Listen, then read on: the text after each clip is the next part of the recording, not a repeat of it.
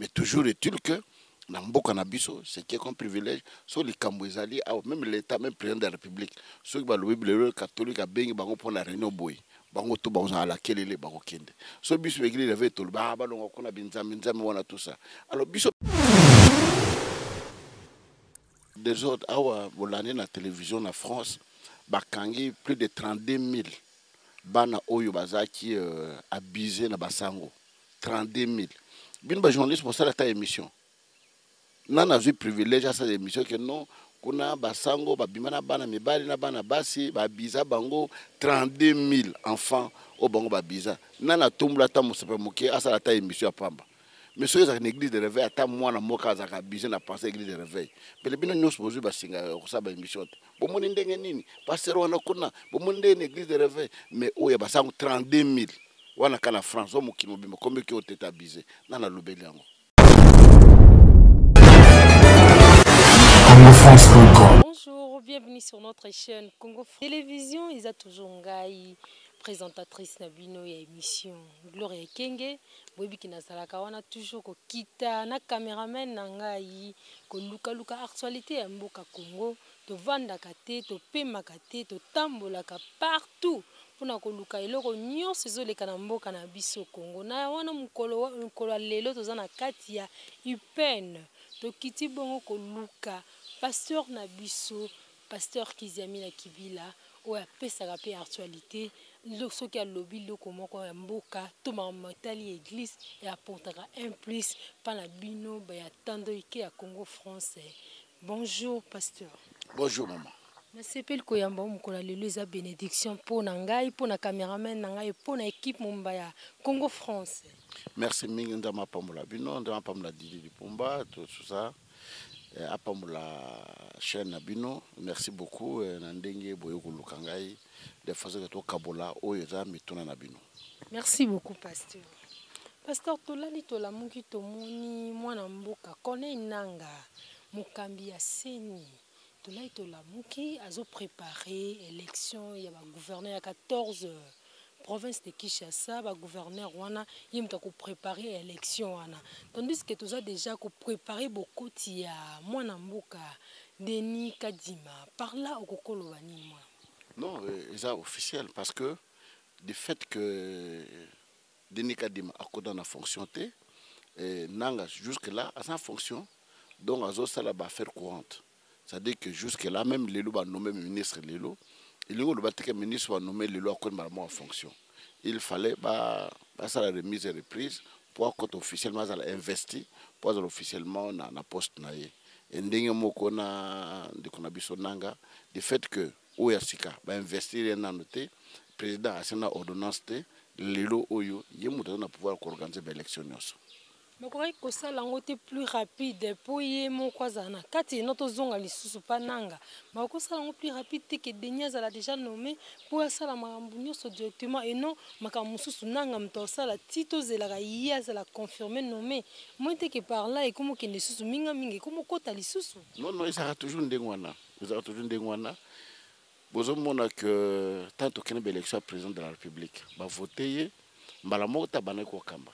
Il faut tant boyer va préparer ma camion pour va sa remise et reprise ou azawana pe abongisi ou kota pe à côté surtout les États-Unis. Les États-Unis va sa élection là en novembre mais président a côté en fonction au mois de février. Donc jusque là en novembre février et ça le président a kalamuto azo dirigeant mboka. So il guerre yemuto dirigeant ma guerre wana makamto yemuto dirigeant ngo. Ndenge moko pe nande kadima du fait que intériné candidature naïe il faut causer là président a signé ordonnance naïe na batu naïe après basa remise reprise si manangonde ba côte na fonction.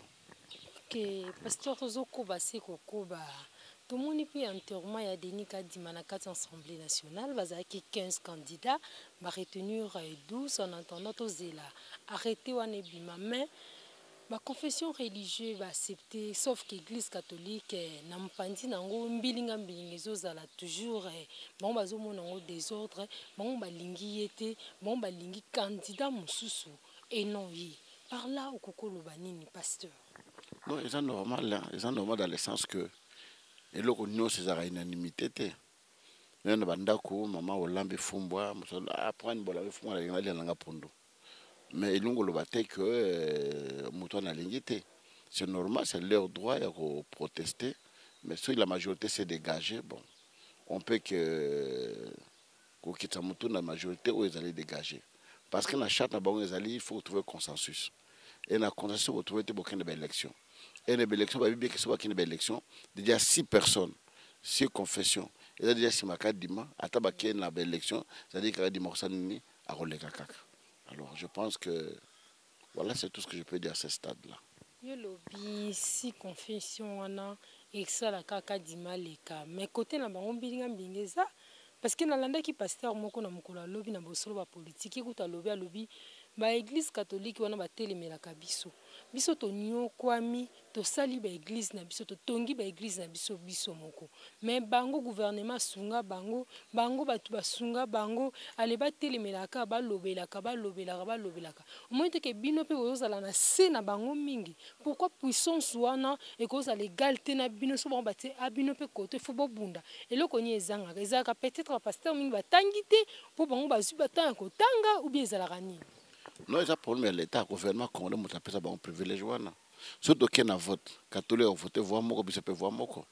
Mais le président, il y a un privilège, par exemple, il y a un siècle, il y a un siècle, il y a un siècle, il y a un ministre catholique.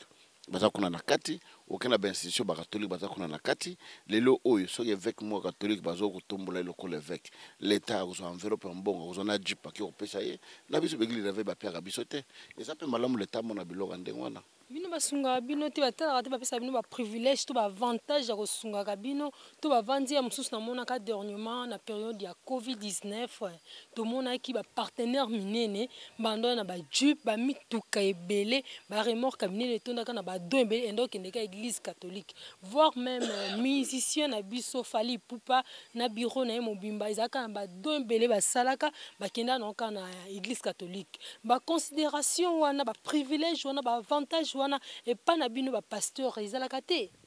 Non, ils ont complexe hein. Ils ont complexe peut-être pour bon balata ba soutane, puis to lata ba chemise ngwana. Oh, bino lata ba chemise on balata ka ba soutane. Oh, pour habillement de pousser bon ba na ba avantage belé belana. Non, na lingo do ba ils ont complexe hein. Ils ont complexe na mboka na biso. Les gens pensent que parce que nzambe asana kata bâtiment moko batonga ya monene, ba chabe kulusu ba nini, nzambe asana kata non. Nzambe asana sanzete ofukami bozali ko sambela asana kata na bebe lubila isika bâtiment balé misat basangani na za kata na bango. Mais na mboka na biso c'est toujours est que ils ont le gouvernement, ils ont le peuple, tous ont toujours complexé la église traditionnelle.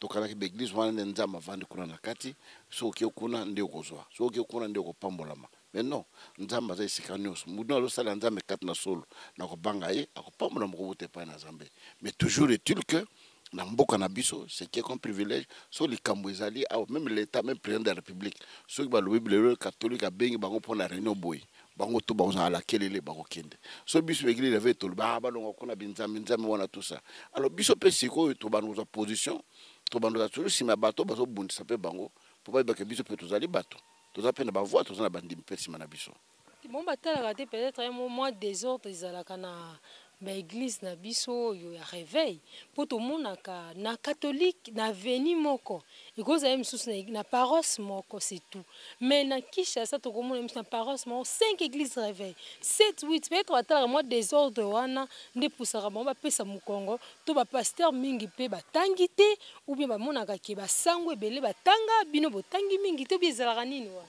Non, des autres, à la télévision en France, bakangi plus de 32 000 bana oyo bazaki abusé na basango 32 000. Bin ba journaliste pour ça la émission.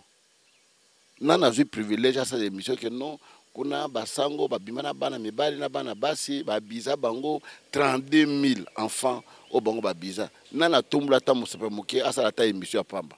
Mais si vous avez une église de réveil, à moi, je suis abusé de penser à l'église de réveil. Mais les gens nous posent des émission. Bon, mon indéni, pasteur, on a connu, bon, une église de réveil. Mais où il y a 32 000. On a en France, on a combien qui ont été abusés. On a l'obéli. Ça, c'est nous sommes complexés. Vous avez complexé. Ah, mais quand c'est l'émission, tout le monde a bien. ça l'émission. Ça va, ça l'émission. Donc c'est pour dire que les attaques qui problème ya kotanga mingi si moi qui mbango ya wana tangate atangate ma mémoire réveille na kata mbuko na biso. C'est vrai kotanga eza malamu. Kotanga eza bien to koboya kotangate parce que nous tous avons étudié mais makambo ya nzambe mingi eza molimo na nzambe nde lo bakati na bato pour bakele liboso après oyoko baksa connaissance na oyo nzambe apesi yo. Po eza kotanga mbe bato bako komba pasteur lelo. Po eza na bato ba docteur ba tridoc ba 3 diplômes ya doctorat. Eza yango te eza molimo na nzambe d'abord et après. C'est toujours est-il que ndé na boto kolobaka na Congo bakona biso ba très complexé l'église parce que makambo e l'église catholique basali so eza église de réveil mutalobaki que non de kamwana biso to kota na kate to boyi na linga la église de réveil ala ba longo kuna to kinale to tamboli mais église de réveil to sama joto to bandime belo wuti ko lobati bala bala mo 5 10 églises so ozuna bala 10 églises wana bala 50 wana bala na 100 wana bala na 10 wana bala peut-être 1000 500 bango na église mo ya paroisse mo ya catholique ça n'a rien à voir. Ok, pasteur, tozokoba sikokoba tomoni lisusu désordre koti makasi na enseignement. Tomoni mukolo lobi ba élève ba marché ba ketina palais du peuple. Désordre ozo kota par là okolo banini parce que ti lelo bana ba bandi classe T, toza déjà en octobre, tozo kota bientôt là na mois de novembre.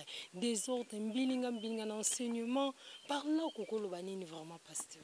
Non, je pense que le bien mon enseignant, on a un maître, Moussalanga Liboso, on a ici, on a un na école Daniel Nalemba. Après, on a un professeur, on a un directeur, puis on a un promoteur à l'école. Ça fait plus de 35 ans on a une école, plus de 35 ans. Moussalanga Liboso, on a un avis au fond de l'école, et avant, il y a Ezali, et on a l'État à quand c'est enseignant.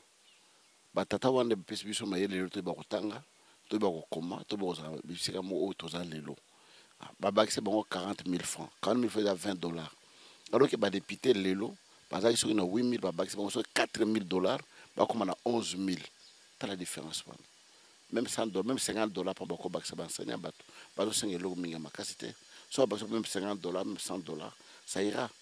Vous savez que dans notre pays les gens bato bakoloba bien que ezami na lobi ndenge wana ki babakisa baenseignant mais ntango azalaki na parlement aboyi babakisa bafonctionnaire salaire c'est faux archi faux ezalaka te nayebaka te bozobo tozala nango na mboka na biso ya koloka obi eza normal na parlement nini batona motana na tomolo loboko babakisa salaire te ezalaka te e biso togobaka makambo nyonso oyo bazoyebisa biso.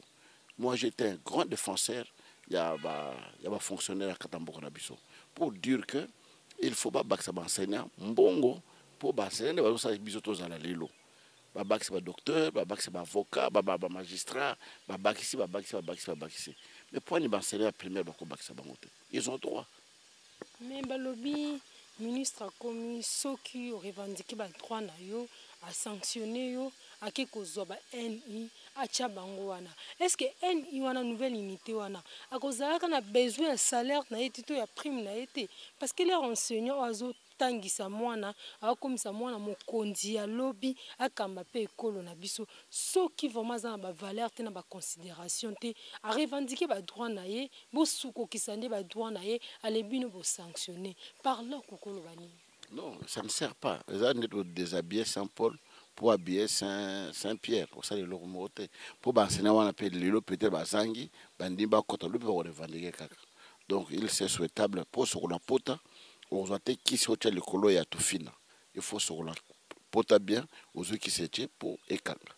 Donc, de même, pour l'enseigner, il c'est souhaitable que babongs makambo nyonso ya baenseignant mbala moko eza ba nouvelle unité eza ba oya sika pour makambo etambala bakolongola bateki balongoli ba non grève eza droit grève eza rekona kati ya constitution na biso mutu nyonso aza na droit ya kogreve soki amoni que mosala na ye mpe badroit na ye eza respecté te c'est son droit de le faire.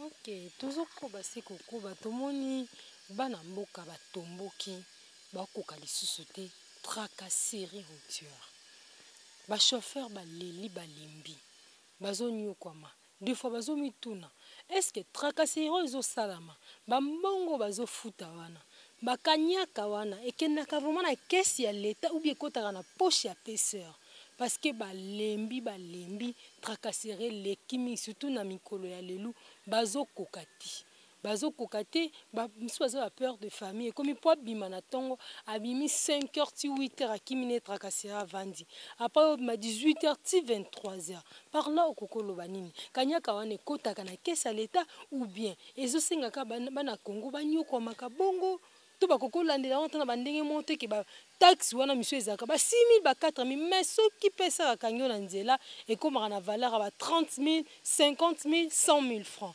par là okokoloba ni pasteur Kiziamini. Bon, il y a un manque d'autorité, manque de pouvoir, un manque d'organisation. Bamboka mosusu makambo ko salamate. Eko salamate parce que demain là où la émission moko boye, bande ko moko na nzela bandundu, bazo se plaindre.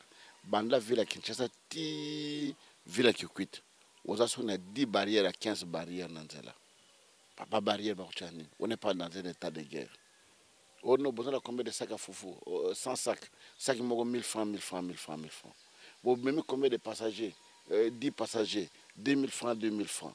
Vous même combien de tabac? 3 tabac, 1500, 1500. Et vous voulez que la barrière, bon, bilo comme la table tendengeni.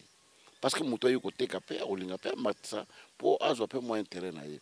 Et c'est la boba dans la barrière, dans la balinière. Toujours tracasserie, tracasserie. Et c'est la carte ville à Kinshasa. Donc, il faut autorité au pouvoir naïe. Sur les lois, nous sanctionner bateau. Bakangi police, balongolier, balongolier, bakangi bachina prison, boyna boy. Discipline de kota.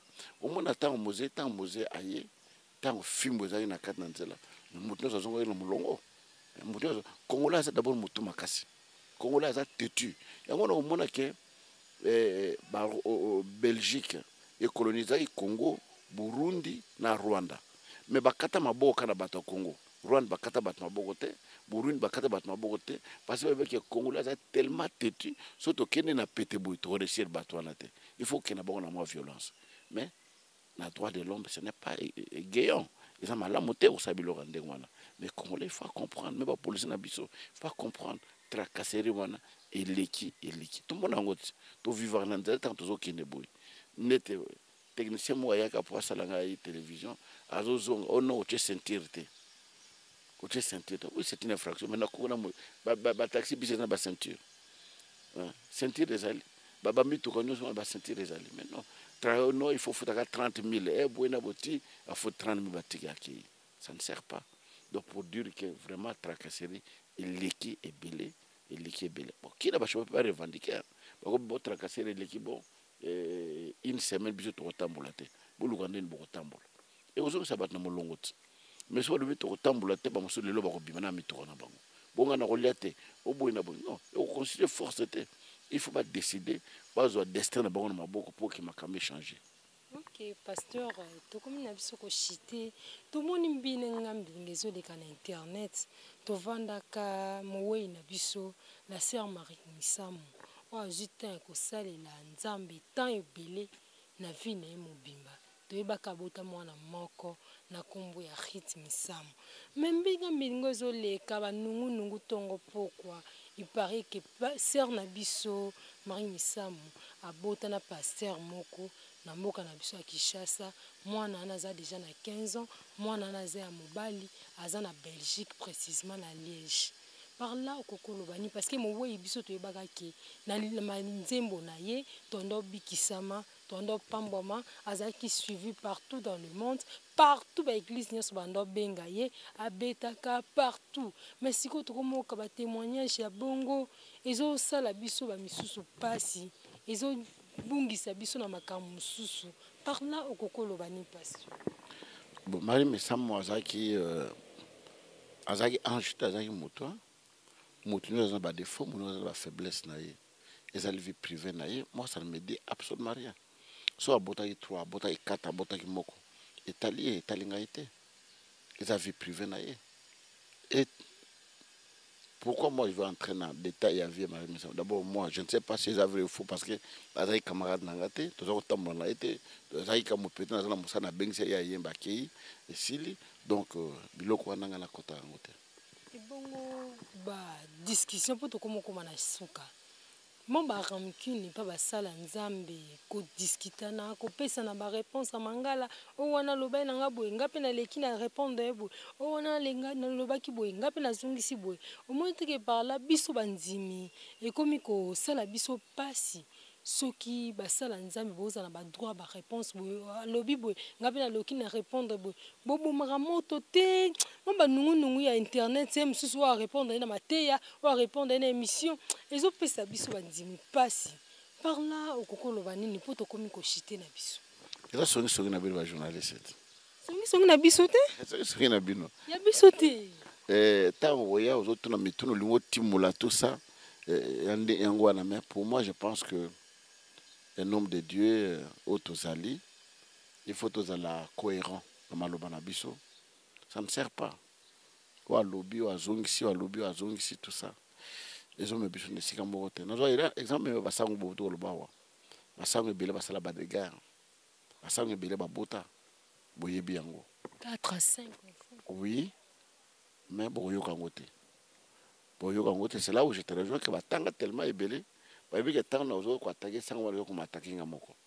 pas la biso lokwa pe ba lokota mutala mona tongo na lota ki bato ebele liboso ndako na ngana dako teya abani pe église na tchombunda pe bato abani koya déontologie pastorale ezalete en réalité ça ne sert pas soka boti ezalié soka sana mosi ezalié soka sana bande ezalié nzambe nde o abenga ya kosambisa e on peut être peut-être mutu ozali ko juger abota mais à se repentir et pas nzambe à se réconcilier avec Nzambe nae azo connaître musala nae bin bo critiquer bo tira na ba désordre na ba rancune bo tira na makamoko bo ya bilobela izangatina. Donc moi je pense aussi que ça ne sert à rien.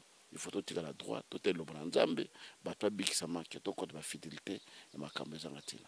Pasteur lobi songi na biso ba journaliste mais ça ba pasteur mususu mona au répondre muninga ne pasteur na mateya.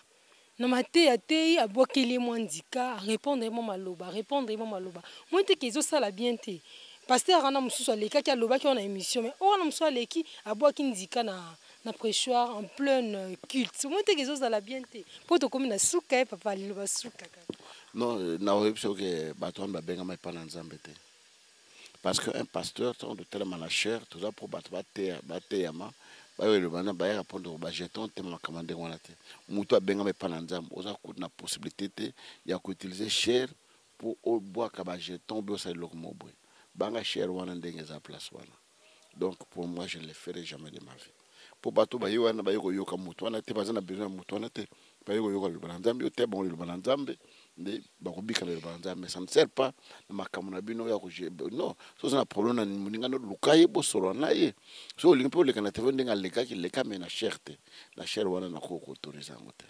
Ok, merci beaucoup pasteur na sepela ki koyamba mukola lelo na Congo France télévision na siranga na cameraman na Onésime tozui lipamboli à travers yo et sali esengo mingi.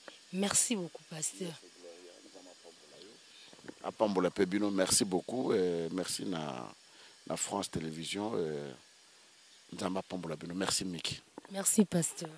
Merci na balandinion surtout ya Congo France. Par là na souhaité joyeux anniversaire na maman nangai Kati Kengi na kata France précisément na Lima. Ba joyeux anniversaire na yo kokisi le 47 ans d'âge. Nzamba batela yo abaksela yo susu ya mingi ya belé akokisa posa mitema na yo. Na pesi mbote mingi na boss nangai Freddy Vuvu na États-Unis.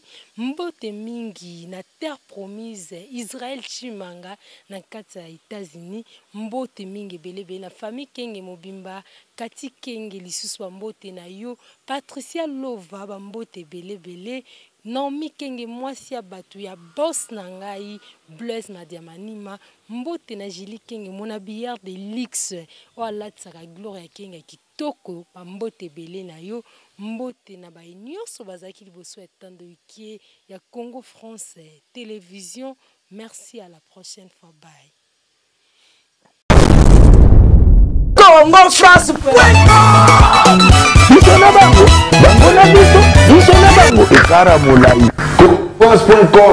Site ya Solo Masolo ya danger Masolo ya kitoko Congo France.